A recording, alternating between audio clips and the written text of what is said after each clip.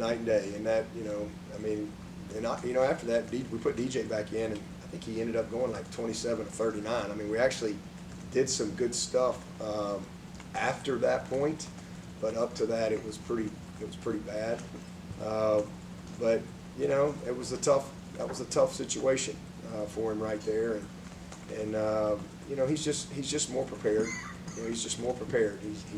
He's way more knowledgeable. He's bigger and stronger. He's still got some work to do there. He's very confident in himself and his ability, and he's just got to. I mean, he's just progressed. He's still got some levels to go, but he's definitely way ahead of where he was in that moment last year. The other thing I wanted to ask you, I think mentioned earlier. I'm sorry, David. I was going to say the other thing. He really hasn't put the ball in jeopardy much. That's something I'm proud of him. I know he sailed one. Kind of had a guy barreling down on him the other day, and he kind of sailed one that Rennie was open, but he really has not put it in jeopardy a lot. He had the one bad, was it Charleston Southern? He's outside of that. He's been a guy that's had some.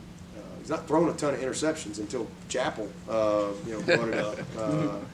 But he's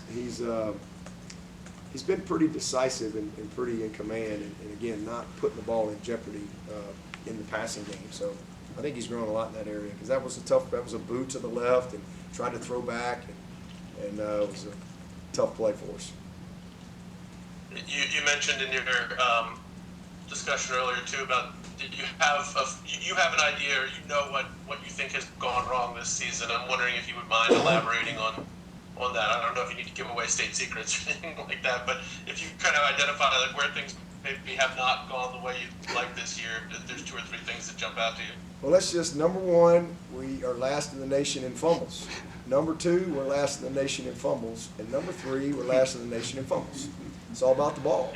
And yet we got a double overtime loss, an overtime loss, and then, all right, I'll give you number 4.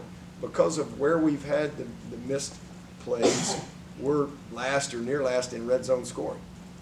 And so there you go, right there. I mean, you can just leave everything else the way it is, normal football stuff. You've got some injuries, you got some guys that maybe not play quite as much as you want, you missed a few plays, kind of normal football stuff.